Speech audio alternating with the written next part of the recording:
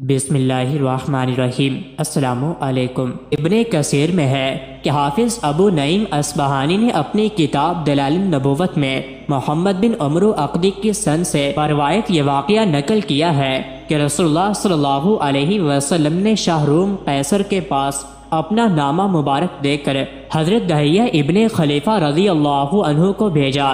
اس کے بعد حضرت دہیہ نے سند کے خط پہنچانے اور شاہ روم تک پہنچنے اور اس کے صاحب عقل و فراست ہونے کا تفصیلی واقعہ بیان کیا، جو صحیح بخاری اور حدیث کی سب معتبر کتب میں موجود ہے، جس کے آخر میں ہے کہ شاہ روم ہرقل نے نامہ مبارک پڑھنے کے بعد حضرت صلی اللہ علیہ وآلہ وسلم کے حالات کی تحقیق کرنے کے لیے عرب کے ان لوگوں کو جمع کیا جو اس وقت ان کے ملک میں باغرض تجارت آئے ہوئے تھے۔ شاہی حکم کے مطابق ابو سفیان ابن حرب اور ان کے رفقا جو اس وقت مشہور تجارتی قافلہ لے کر شام میں آئے ہوئے تھے، وہ حاضر کیے گئے۔ شاہ ہرقل نے ان سے وہ سوالات کیے جن کی تفصیل صحیح بخاری و مسلم وغیرہ میں موجود ہے۔ ابو سفیان کی دلی خواہش یہ تھی کہ وہ اس موقع پر رسول اللہ صلی اللہ علیہ وآلہ وسلم کے متعلق کچھ ایسی باتیں بیان کرے جن سے آپ کی حقارت اور بے حیثیت ہونا ظاہر ہو، مگر ابو سفیان کہتے ہیں کہ مجھے اپنے اس ارادے سے کوئی چیز اس کے سوا مانے نہیں تھی کہ مبادا میری زبان سے کوئی ایسی بات نکل جائے جس کا جھوٹ ہونا کھل جائے اور میں بادشاہ کی نظر سے گر جاؤں اور میرے ساتھی بھی ہمیشہ مجھے جھوٹا ہونے کا طعنہ دیا کریں۔ البتہ مجھے اس وقت خیال آیا کہ اس کے سامنے واقعہ معراج بیان کرو جس کا جھوٹ ہونا بادشاہ خود سمجھ لے گا، تو میں نے کہا کہ میں ان کا ایک معاملہ آپ سے بیان کرتا ہوں جس کے متعلق آپ خود معلوم کر لیں گے کہ وہ جھوٹ ہے۔ ہرقل نے پوچھا وہ کیا واقعہ ہے؟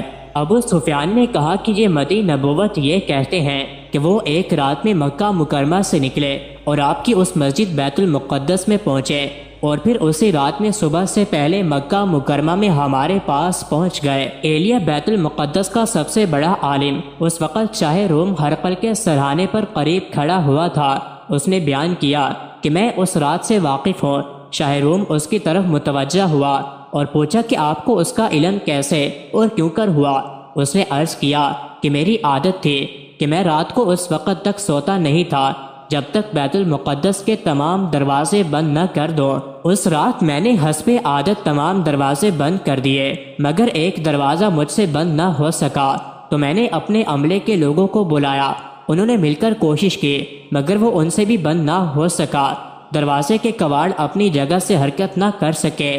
ایسا معلوم ہوتا تھا کہ جیسے ہم کسی پہاڑ کو ہلا رہے ہیں۔ میں نے عاجز ہو کر کاریگروں اور نجاروں کو بلوایا۔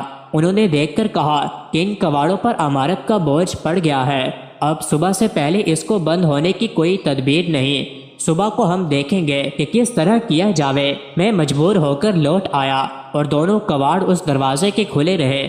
صبح ہوتے ہی میں پھر اس دروازے پر پہنچا تو میں نے دیکھا کہ دروازہ مسجد کے پاس ایک پتھر کی چٹان میں روزن سوراخ کیا ہوا ہے، اور ایسا محسوس ہوتا ہے کہ جہاں کوئی جانور باندھا گیا ہے۔ اس وقت میں نے اپنے ساتھیوں سے کہا تھا کہ آج اس دروازے کو اللہ تعالیٰ نے شاید اس لیے بند ہونے سے روکا ہے کہ کوئی نبی یہاں آنے والے تھے، اور پھر بیان کیا کہ اس رات آپ صلی اللہ علیہ وآلہ وسلم نے ہماری مسجد میں نماز بھی پڑھی ہے۔ اس کے بعد انہوں نے اور تفصیلات بھی بیان کی۔ مزید ایسے ہی ویڈیوز کے لیے چینل کو ضرور سبسکرائب کریں۔